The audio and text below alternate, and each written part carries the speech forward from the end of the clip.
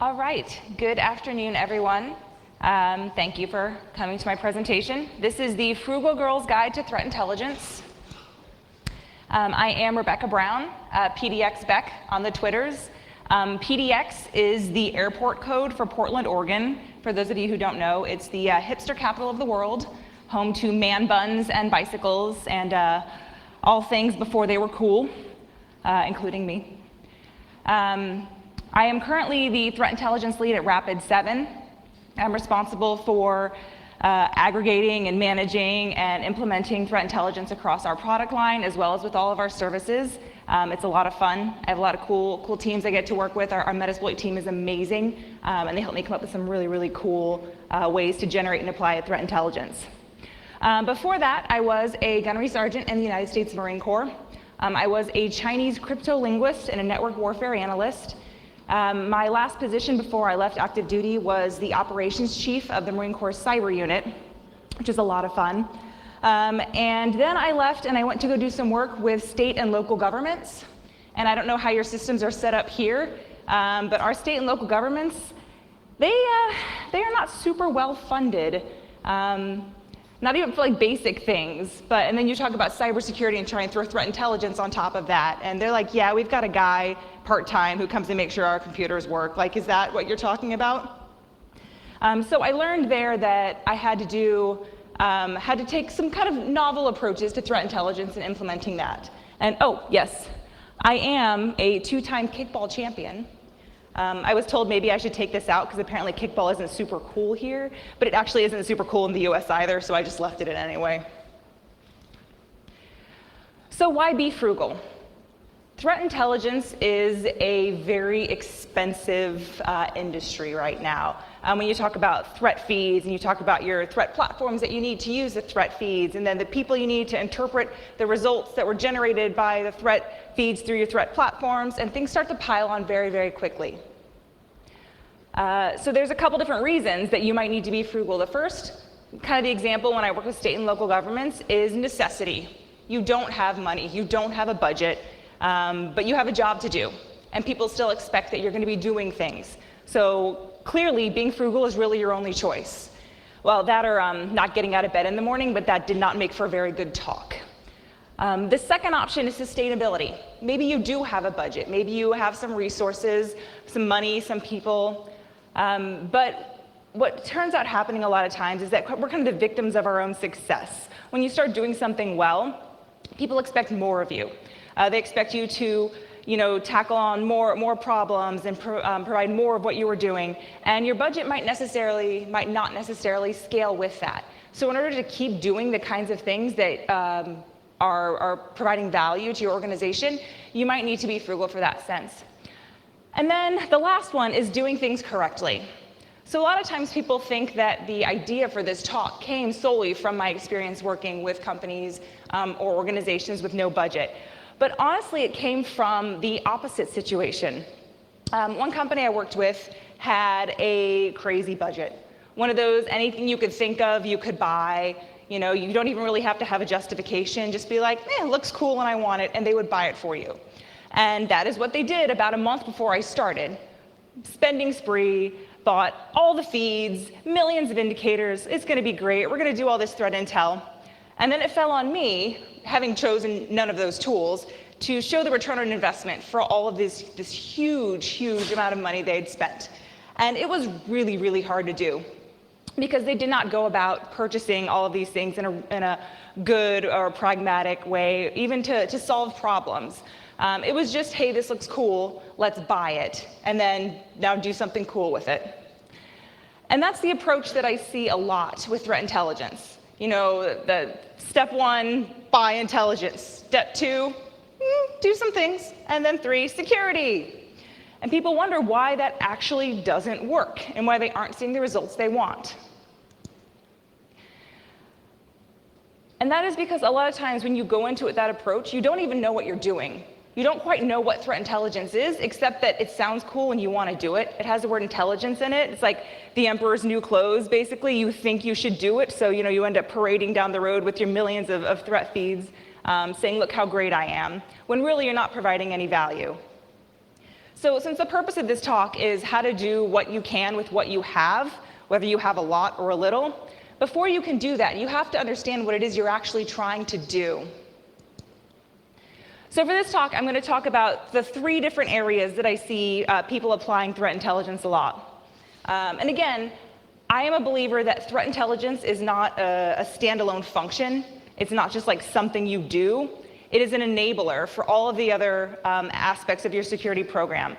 And so 3 of the primary ones that we're going to talk about are SOC, the Security Operations Center, or the kind of the alerting use case, the incident response support use case, and then the strategic support case, where you're informing executives, not just your security executives, but also the business executives. They want to understand the threats that they're facing as well. And so for all these 3 different areas, and there's many more, you know, I've seen people use it with vulnerability management. I've seen them use it with like strategic business planning. But there are some places where it overlaps, the tools and the processes that you will use overlap, and there's some places where they're completely different. For example, if you're using a threat feed for your SOC and you're alerting, please do not use that to, you know, inform your executives about the threats facing you. You will lose them very quickly. So the first thing we're going to talk about is alerting for the SOC. And what this looks like is alerting on known threats. And I know a lot of people don't like talking about that because threat intelligence was supposed to get us out of the age of, you know, the signature-based detection, but that's really what it is. We know something's bad, and we're going to tell you if we see that. But what we want to do differently is we want to provide context on those alerts. We want to help people understand the threat behind that alert and what it might mean and what they might need to do. And we want to enable quick decision-making. If you're not making it easier for the SOC to understand and act on alerts, then you're not doing your job. Kind of one of my key tenets for whether or not this is successful is that if the SOC hates you, you're doing something wrong. Some of the resources, some of the Frugal or the free or very, very cheap resources you can use for this are threat lists, threat exchanges. There's a lot of open source tools. And then there are community versions of tools, which are, turns out is happening a lot, started out as open source tools and then got acquired by someone, and now they have a commercial version you can buy, but there's also still a free community version that you can have access to. So a quick note on threat lists and exchanges. They're not all created equal. Some are very good, some are bad. This is kind of the theme as we talk about everything in threat intelligence. There are good things and there are not so good things. The handling and the maintenance of these lists vary greatly, especially when we're talking open source lists. This is usually somebody's pet project or something they're doing because they are passionate about security or something they're interested in. And that their time that they can devote to those things changes. So you will see some threat feeds where every single day they're on it, every hour updating it. And then somewhere it's been a good month. So it's always important to kind of reevaluate and see what you're using. You need to have context. Again, if it's a list of IP addresses and you have no idea where it came from, just leave it alone. That's not what you're looking for. And they can be very useful if implemented correctly. So I took this yesterday. So Firehole is actually one of the resources I like the most for evaluating threat feeds and seeing what would be good. But right here, this is an example of the aggregate of all of these different lists, these hundreds of different threat lists that they keep an eye on and they kind of aggregate and monitor. And as of yesterday, there were 667 million IP addresses. Can you imagine if you took that entire list and plugged it into your SIEM? That would be one of the situations where your SOC would hate you. I feel like they would be hunting you down at that point. So it's important to be aware of what's out there and figure out how to best handle it. So a good way to evaluate threat feeds, and again, this is from Firehole. So they have, if you ever go to the website, and I have my last couple slides have all of these resources on them, but they provide a lot of information and contextual information around the feeds themselves, which is really, really useful with figuring out what you're going to use. So here, for example, average update frequency, 1 hour and 1 minute. That's pretty solid. The last time it was updated by its maintainers. Again, that's how you go and check and make sure that this is a feed that is actually someone's paying attention to. It's not 2 weeks old or a month old, because especially when we talk about things like IPs and network-based indicators, they're not good for very long. If it's a month-old list, it's probably not going to do you a lot of good. And then this graph here shows the number of unique IP addresses they have on their list at any given time. And I really like this one, because if you remember the first one, like that's just flat. There's a little increase there right around like September 9th. But again, we're talking 667 million indicators, so it's hard to see.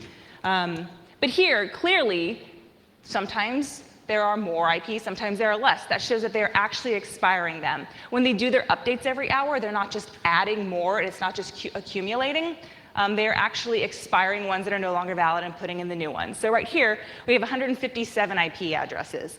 That's a much more consumable volume of indicators. But it gets better. So for this particular, that last graph was the open block list 1-day list. And they have like 7 days, 30 days, all eternity lists. So you can actually go through and refine what you're going to be pulling from based on what you need. And so here they actually provide where this information comes from, which is a critical thing that I think most people don't think about with threat feeds. That data comes from somewhere. A lot of times it's coming either from reports, like this one down here with the Apache block list. It's reports, IP addresses reported within the last 48 hours attacking Apache services. So that's great. And if you have those types of systems that you're monitoring, this would be a great list to use. If you don't use this. Why would you? But again, it's important to know where the data came from. I love how specific they are with the open block list as well. They tell you what specific ports they're monitoring for, that it's a honeypot, and they're looking for brute force attacks. They're looking for attacks against specific applications. When you have that type of information, it is much easier to understand how that fits into your overall security posture and whether you need to be using this list or whether you don't. And again, it also shows overlap. So a lot of feeds pull from other feeds. So there's a lot of cases where if it's a feed that's actually been ingested by another feed that you use, you don't need both. Or maybe you don't want the aggregated feed. Maybe you want to have that ability to say, I only want this small portion. But looking at that overlap, you start to understand a little bit more about just the nature of threat feeds in general. I also think it's hilarious. I still haven't figured out how it did this. But apparently that one has like over 100% of the IPs from someone else. I guess with free stuff, you get what you pay for. So there's a lot of feeds out there. There's hundreds and hundreds of feeds. And it can be very difficult to figure out which ones you should be using. You probably don't want just one. You probably don't want them all. You want a good mixture. And so one of the approaches I like to take is making a collection plan, which is sitting there and using the best threat intelligence tool out there, Excel, and saying, OK, what do I need? And so for this example, I kind of said, OK, these are the fields I want. These are the types of data that I want.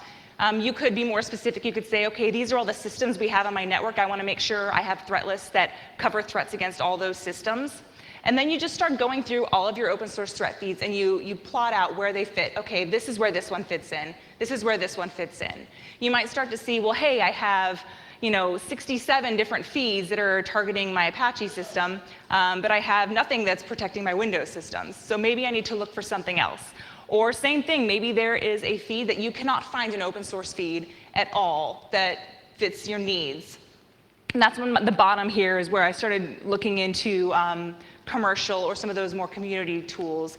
Sometimes you will need to go outside, and you won't always be able to use the open source or the free tools. But if you look at it like this, then you will get the right tools, and you'll be able to invest money in the right places. There's a couple other really cool tools out there that can help you understand whether or not the feeds you've chosen are good for you. There's two tools. These next two tools were built by the MLSec project, so Alex Pinto and Kyle Maxwell. This is the Threat Intelligence Quotient Test. And it is a bunch of really cool data science. It uses R, which kind of threw me off. I was a little afraid to use it at first. I just kept emailing Alex and saying, hey, run this data for me. And he finally told me how to use R. It's really awesome. You should probably look into it. But you can run it against your own data sources, and it checks for things like overlap, it checks for things like novelty of indicators, and it can be useful for, again, determining whether or not you actually have the right sources that you're using. And the next tool I'll talk about, Combine, helps deal with this problem, the standards problem. How many people here have heard of Sticks? How many here think Sticks is awesome? Yeah, there's a couple, yeah. It's not terrible. I like it a lot more with this latest update where it's no longer in XML, it's now in JSON, so that makes me very happy. And then we have Cybox, which is a component of Sticks. We have OpenIOC. We have all these different standards that, again, were meant to solve this problem of competing standards, but we just end up with lots and lots of standards. So another tool they developed is called Combine, which takes all your different data in all its different formats, and it kind of reads through and parses it and does some data field mapping, and it puts it out in a standard format that you can use. There's a lot of commercial tools that will say they do this as well, but this is, it's on GitHub. Obviously, it takes some time. You have to have some Python, I think, Python skills to use it, but it is a really good alternative to some of these really pricey data feed ingestion services that are out there. It does some enrichment from MaxMind and Farsight DNS database. You have to have accounts, but I believe last time I checked, they did still have community accounts. Like I said, things change rather quickly in this world. And it integrates with crits, which we're going to talk about next. So threat intelligence platforms are, I think, the most recent, really, really expensive tool you can buy for threat intelligence.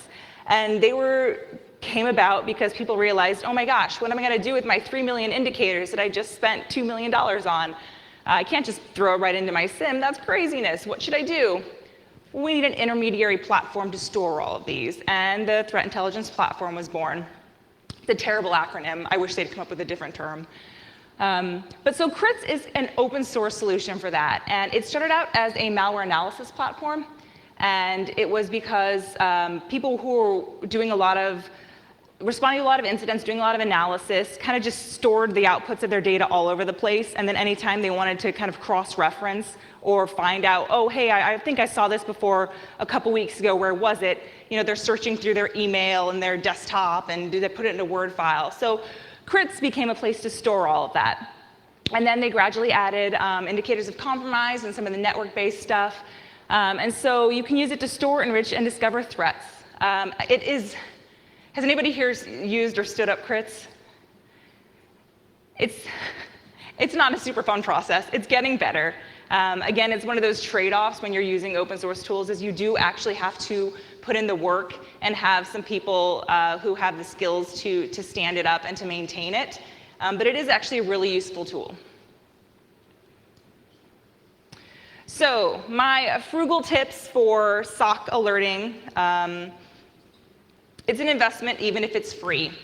And I know we have free as in beer. I like to refer to all my open source projects as free as in puppies, meaning sure, it might be free now, but you are now responsible for caring and feeding and cleaning up after that thing for the rest of its life. So just go into it with that mindset, and you won't be surprised when you realize that you have to stay up till 2 a.m. on a Saturday morning updating your servers. It's totally worth it, though. I know that sounds terrible, but it's worth it. One of the big issues is that, especially executives and a lot of CISOs like to say, oh, but I won't have that 0-day information ahead of everybody else.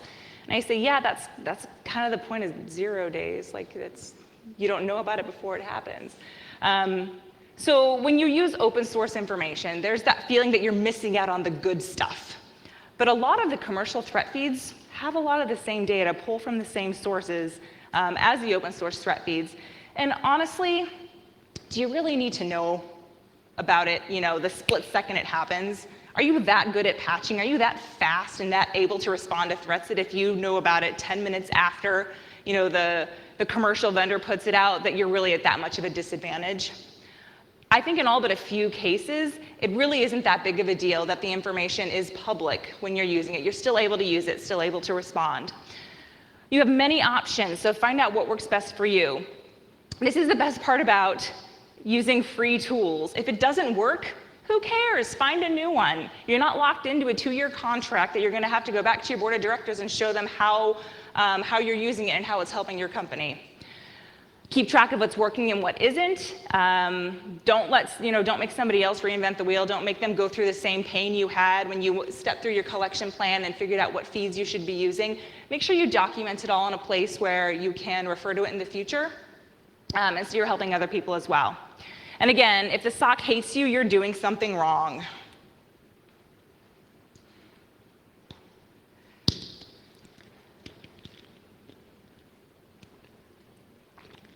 So incident response support is the next area that I see a lot of people using threat intelligence. And again, this is another area where they have a lot of commercial tools that are very, very expensive. I'm talking like, oh gosh, I can't do conversion to pounds in my head right now.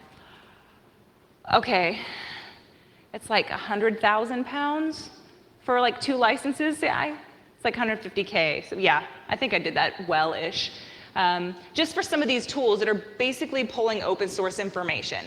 So there's a lot of ways you can either do that yourself if you don't have that money to spare, or again, if you just want to validate whether using open source information in this use case is something you're actually going to do and is going to benefit your organization. So I work with our incident response team a lot, and the primary tasks I do are validating their IOCs when they are going through logs and they're finding whether network-based or host-based artifacts. They send them my way, and I go through and say, okay, here's what I think this is, here's what it means. Identify additional things. Okay, if this is related to this malware family, here's some other things you might expect to find, and provide that back to them. And then the key difference, though, is the incident responders, they want to identify and contain, they want to eradicate the threat. They just, they want to get rid of it. But threat intelligence can bring in an aspect where you're kind of understanding what were the attackers after. Was this a targeted attack? Was it casual? Did you just happen to have a horribly vulnerable web server and 15 different actors, hacked you at the same time? Providing information on those goals and motivations of the attacks is something that can help increase your security posture in the future. And it's also something that the executives really want to know about. They want to understand why this happened, why me, what did we do, what did they want. And you can actually, through doing a lot of this open source research, you can find out a lot of stuff about that. Again, some of our resources are open source intelligence, community tools, and then threat reports and blogs. The first thing I do when they send me an IP address is I check to make sure it's not a Tor exit node. Because there's a lot of, you can spend a lot of time digging into an IP address and trying to figure out, okay, I know who this is, and what's the who is information, and okay, where has this been seen? You can spend hours and hours spinning up on this. When it was,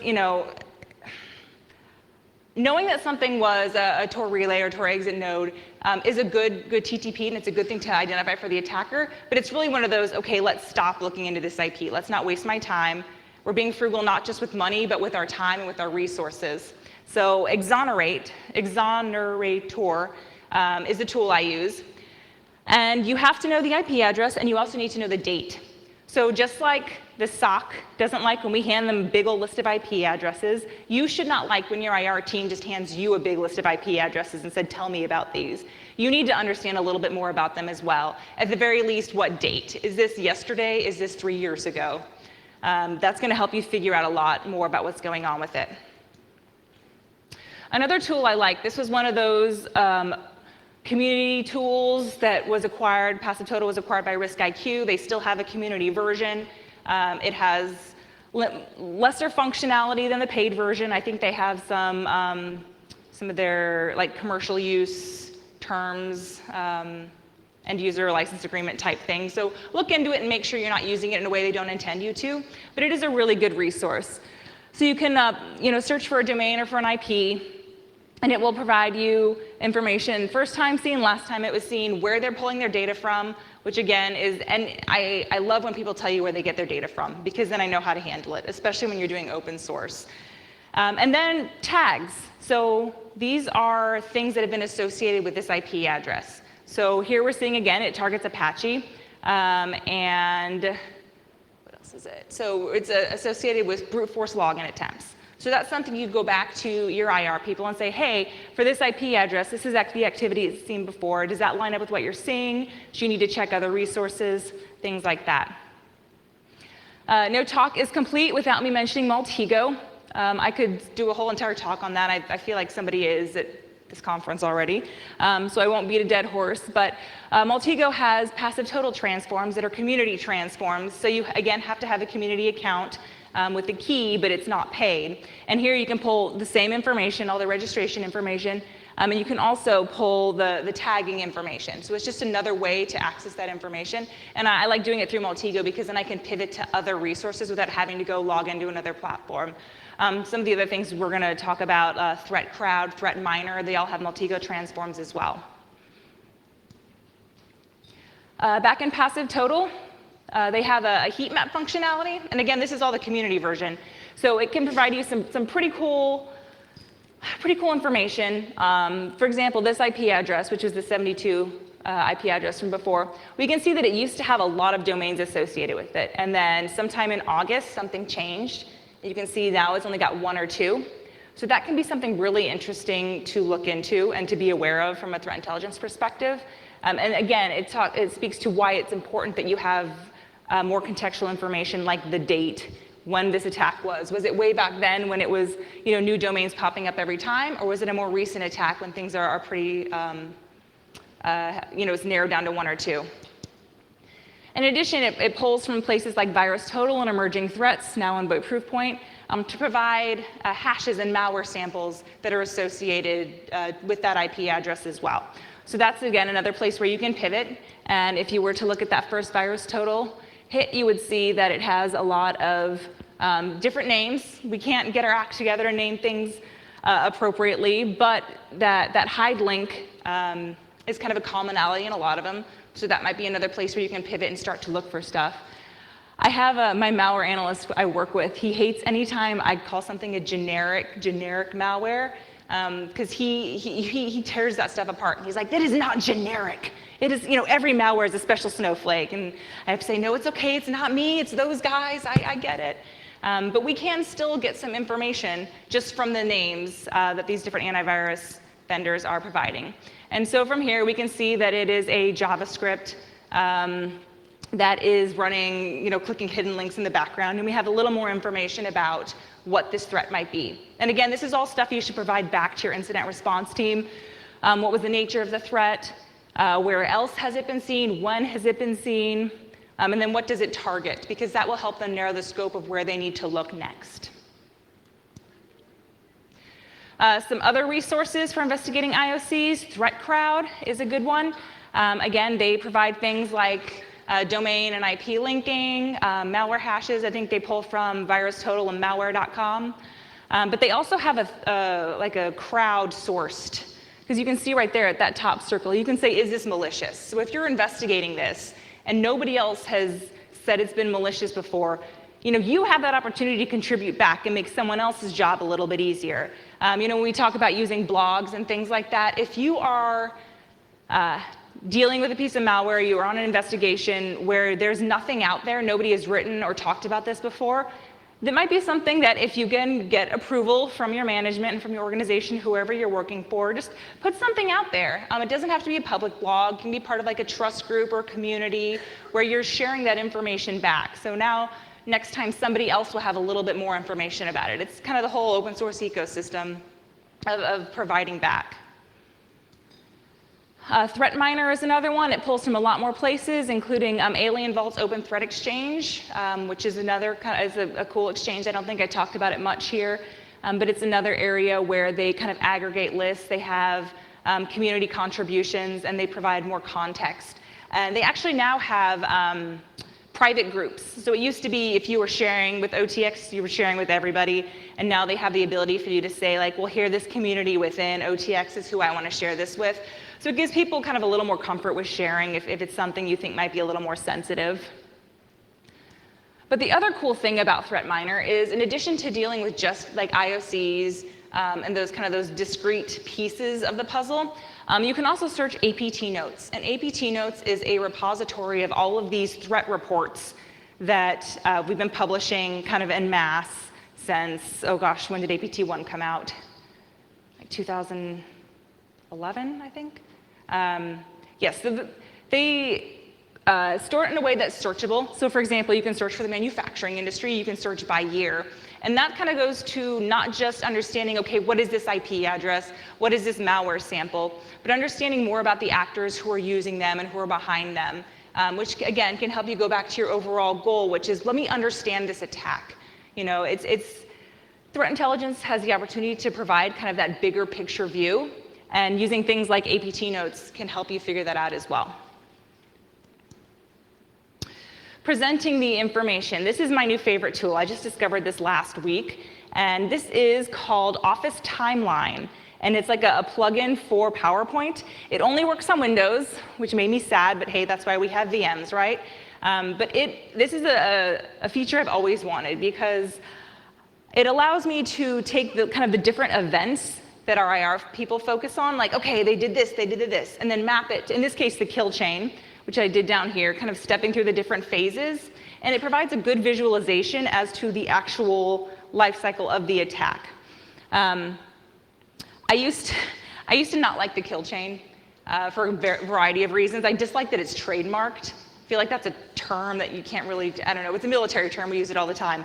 But also, apparently, Oregon, Portland, hippie capital of the world, if you sit in a coffee shop and are on a conference call and you say the word kill chain 15 times quickly in succession, turns out they ask you to leave because you're scaring other customers.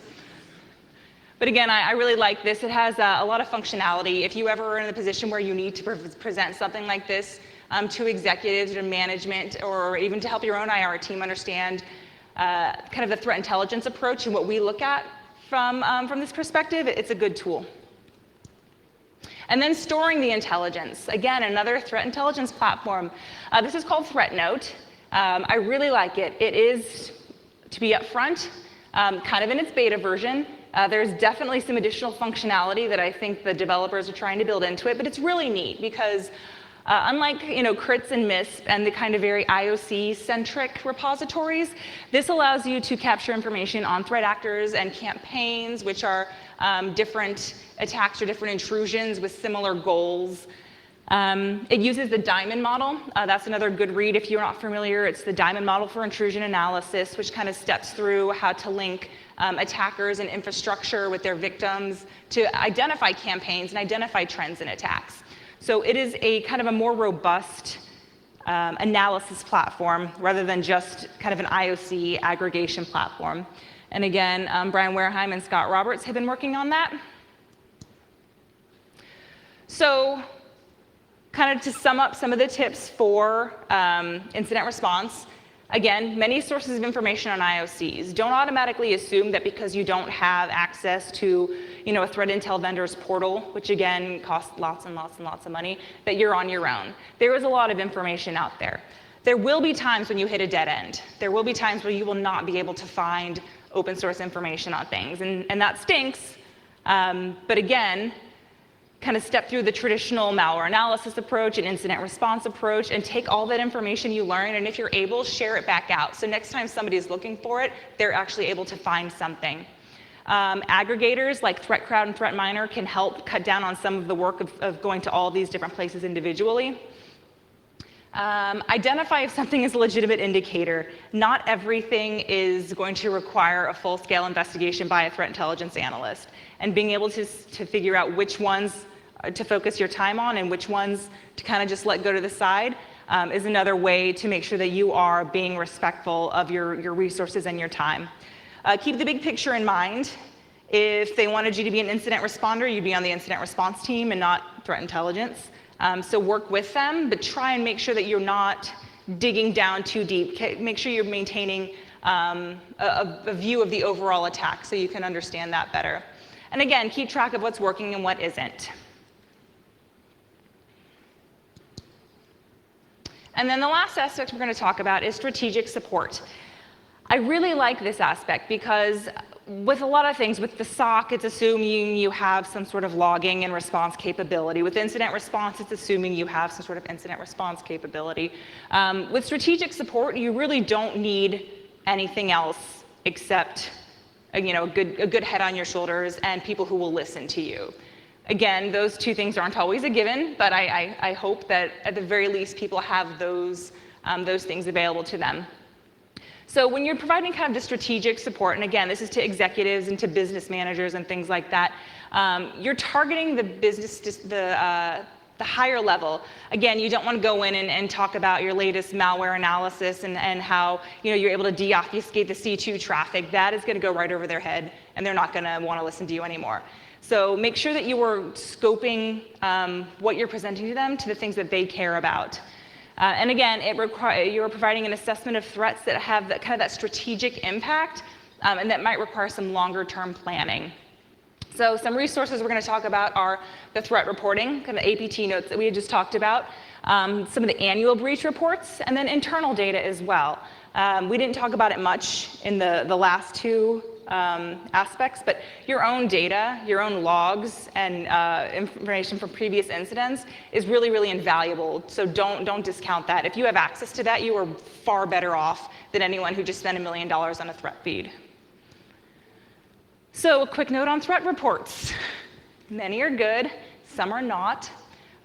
Always remember that they're used for marketing purposes, for the most part.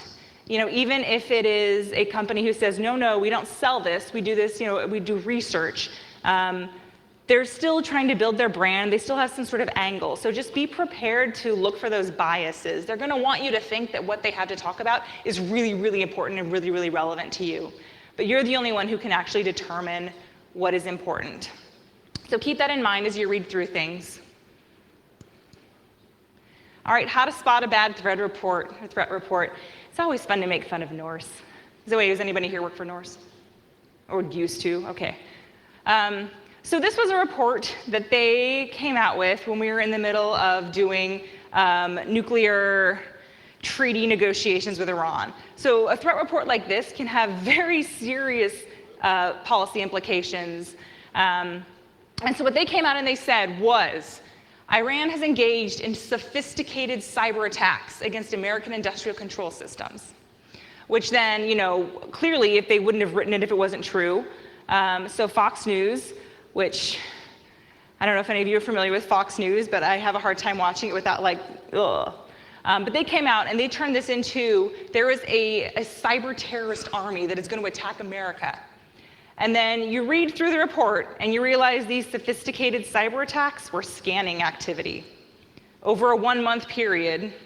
And the attribution to Iran was from IP geolocation.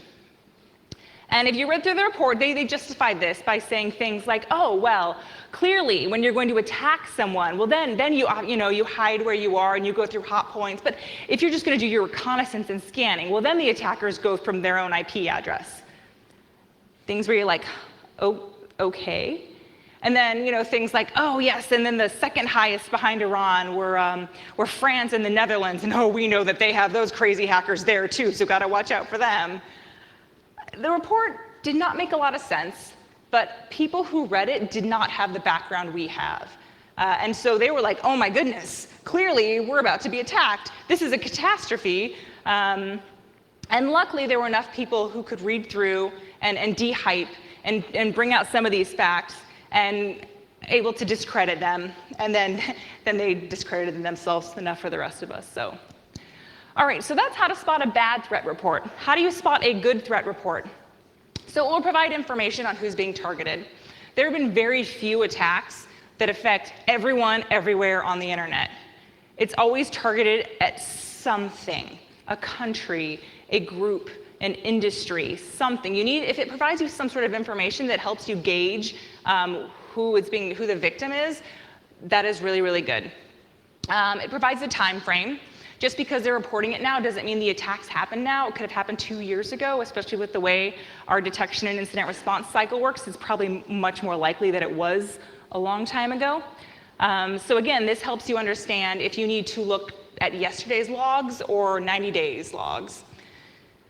So it indicates where the information came from. A lot of times they will not be as upfront as some of the threat lists was saying, oh, this came from these specific systems or these specific locations. They want to protect their sources and methods.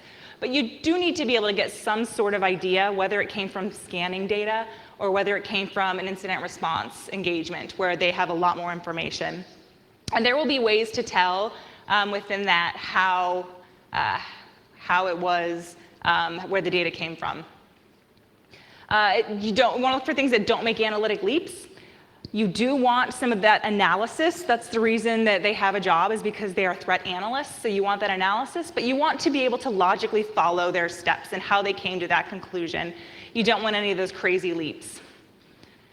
And then objective information. When you start seeing things like cyber terrorists and sophisticated attacks and things where, the adjectives that are very clearly trying to get you to think a certain thing, stay away from those. Stick with the ones that are objective and that kind of tell you the facts. Annual breach reports are another really good way to provide that kind of strategic level assessment. Things like, the DBIR, M-Trends that FireEye puts out, Symantec has their Internet Security Threat Report. I feel like we're going to be seeing more and more of these annual assessment reports, which are good because they all come from different data sets. The DBIR comes from kind of self-reported incidents, people who want to participate, or if they're the government are forced to participate, but it comes from that incident response data, whereas like the Symantec report comes from their sensors and the things that they are monitoring. So you have two different data sets, and it's kind of interesting to read over both of them and see how they compare, see what you can learn from one versus the other, and aggregate it into what it actually means from you. And these annual reports can provide a lot of answers to questions that your executives will have, such as, what are threats to organizations in our industry? What type of actors are targeting our industry or other organizations like us? What do they do? And then the big one, are we positioned to identify and defeat an attack? And that's something that you will only know if you work with your own organization, if you understand not only your security posture, but the threats against you as well. The DBIR also does industry snapshots. All the data is made available. So they have some, like this one's for the healthcare sector, that provides some specific examples about threats facing the healthcare sector, but all that information is out there. And again, if you have some R skills, which is what they use for the DBIR, you can very quickly pull the information for your particular sector or organization. There's a lot of different ways you can handle the data. It doesn't just have to be by industry. It can be like, okay, what about our geographical area or companies of a similar size to us? When you have some of that, the data science and the analysis skills, you can pull a lot of information, especially from the publicly available data sets. And then leverage your internal data. Don't just look outside. A lot of times, that's where threats come from, but we will have a lot more information on those threats from our internal resources. So the different business units, they know what is important to them. They know what would stop their operations, or what would cause them to have a significant setback better than we do. In security, we like to think that we know everything. It's important to realize that we don't always know everything. Lawyers, no one wants to talk to them. But I know some lawyers, and they're actually very decent human beings, believe it or not. And they can provide a lot of information as to what you are required to protect, which again will help you figure out where you need to position yourself. Asset management, it's hard to protect what you don't, if you don't know what you have, if you know what type of systems you have. Hopefully you have asset management. If not, please focus on that before you do threat intelligence. Find out about previous incidents. What types of threats have you seen? Again, there is no better threat intelligence than the intelligence you've generated yourself. So be prepared to respond and to detect those types of threats, especially if it's something you've seen over and over again and it's kind of persistent and you know it's likely to come back again. And then third-party partners. A lot of times we're seeing people are not actually getting breached by their own networks. It's somebody they partner with. It's a third-party resource, going all the way back to Target and their HVAC vendors. But then we see things like the TeamViewer, which again, they say they weren't hacked, but again, those credentials allowed people access to their networks. So you didn't even have to do anything wrong, except maybe not have two-factor authentication. But you need to understand what those third-party connections are and how that extends to your attack surface. All right, so again, tips for strategic support. You have to understand your business in order to provide this type of support. So take the time to understand what's important, not just for security's sake, but for a whole business operating sake. And that way you can approach the threats from a place where you're actually providing value because you understand what's important to the business. Find threat reports that are relevant and unbiased. Again, not everything is going to be directly applicable to you, so look for the ones that are. And the more you read through them and the more you really dig into it and kind of look into some of the things that you think are good, relevant to you versus the ones that aren't, it'll become quicker to understand which ones to focus on. Learn from previous incidents. Build a threat model of your organization. That's another thing that kind of reading through all of these reports and the annual reviews, that will help you understand a lot more about the threats that are facing other organizations similar to yours that you might face, and it can help you build out a threat model. Talk to executives about what they care about, and use your strategic planning to support threat intelligence investment requests. And again, it all comes down to you don't want to always have to be, scrimping and begging and borrowing and stealing resources. If this is something that is going to be useful to your organization and you've taken the time and the work to understand what it is you need to operate, then this is a really good place to say, hey, these are the threats that are facing our organization. Over the next 3 years, we expect an increase in this type of attack. We have this type of data that is critical to our success as a business. Here's some things we can put in place to monitor, to identify threats, and to continue to increase our security. They're much more likely to listen than if you just say like, hey, this thing is really cool and I want to buy it. So, in closing, open source feeds, free, as in puppies. Open source platforms, free. Open source reports, a lot of times they're free.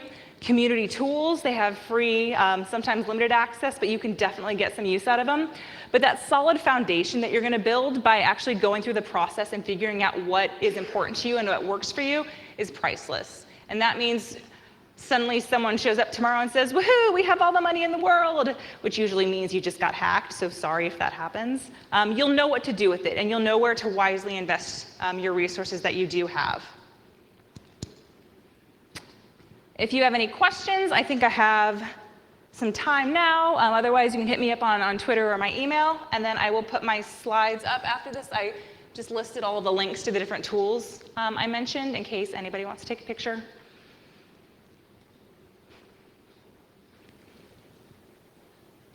I have 2 slides too, so I'll wait till I see no more cameras, and then I will go to the next one.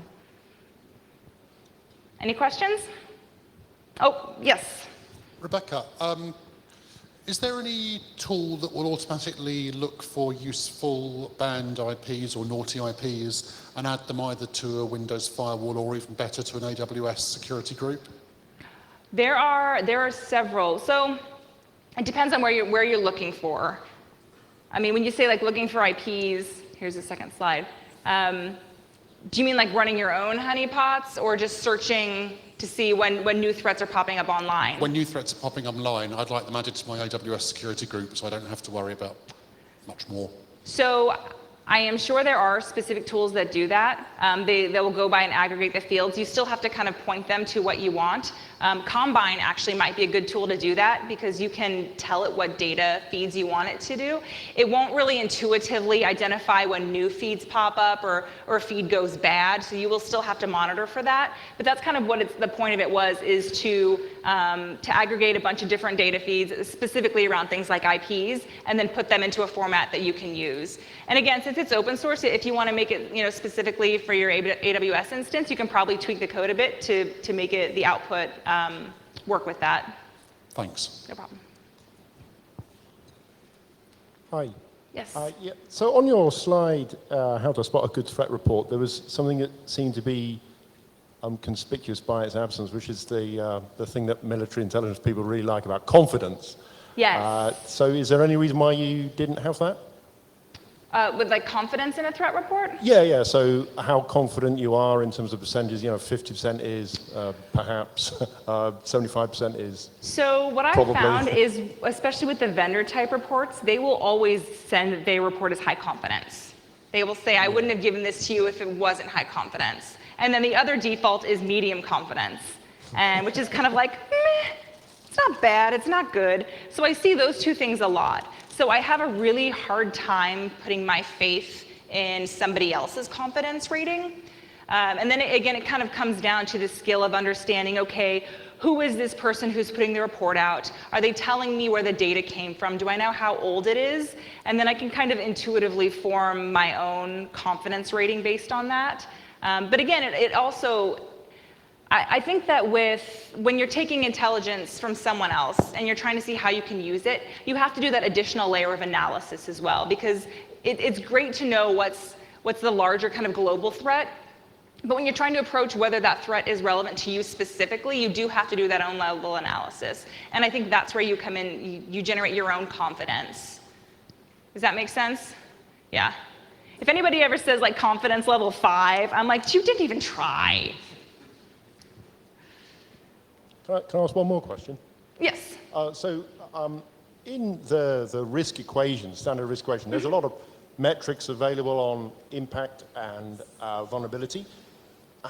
Do you know of any work to score threat intelligence? Yes. I'm blanking on what it is right now. I know there is several people are trying to tackle that. So the vulnerabilities, I know that there's a lot of research into actually the vulnerabilities, and they take like the CVSS scores, and then they try and cross-reference that by whether it's, is it actually being exploited in the wild, or is it just a theoretical exploit, and then wrap that into, okay, well, if we've seen it, has it been used against a sophisticated adversary, or, is it an exploit kit, that type of thing. So people are trying to do this type of modeling. I don't think anybody has actually gotten it really solidly right to this point. And there's also been a lot of work where people have been trying to come up with processes and algorithms for indicator expiration as well, such as, okay, if it's an IP associated to this thread, it's good for 46 hours as opposed to this threat, which is only good for 2 hours. There's actually a lot of stuff out there on GitHub, a lot of people's, in progress work that's out there on those, but I don't think there's anything solid that I would say this is spot on, but we're getting there.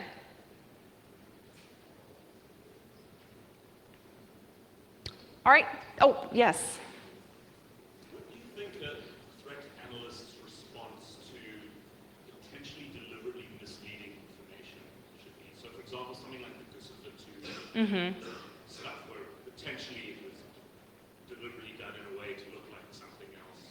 Yes. We don't necessarily have the tools to know what's going on. Yes. So the question was, since Dominic didn't have a microphone, how should analysts handle potentially misleading information? Like the denial and deception, the example was the Guccifer 2.0, where we weren't doing the investigation. We don't have the tools to say one way or another. So how should we handle that? And that is a great application of the analysis of competing hypotheses, which is an intelligence model that Richard Heuer developed, I think in the 70s or something. I might have gotten the date wrong. But it's where you step through and you take the evidence that you do have available to you, and you come up with a set of different hypotheses. So for that particular hack, it was Guccifer 2.0 acting as a lone wolf. It was the Russians. It was, the DNC hacked themselves to make Donald Trump look bad. And you take all of those hypotheses and you run them against the evidence you have. And you say either it supports or it refutes that particular hypothesis. And in the end, you should probably have something where you have a bit more information to say, okay, this is the most likely scenario. It will never be 100%, especially if you don't have access to the actual log data and you only have what the information is out there in the media. But there is still, even when you don't know exactly who it was and you can't point the finger to it was this person or this group, there's still a lot that an analyst can learn from that type of situation, which is that it's kind of like what I took away from the DNC hack and all that was that it's kind of the game's changed as far as how the threat intelligence world is working. And now we have private organizations who are, calling out essentially nation states and what might the implications of that be. And we're seeing a lot more of the scapegoating type activity. And so it really changes the dynamic. And again, that's not something that you can always clearly articulate or always know 100% what happened, but there are still a lot of lessons you can learn from a situation like that.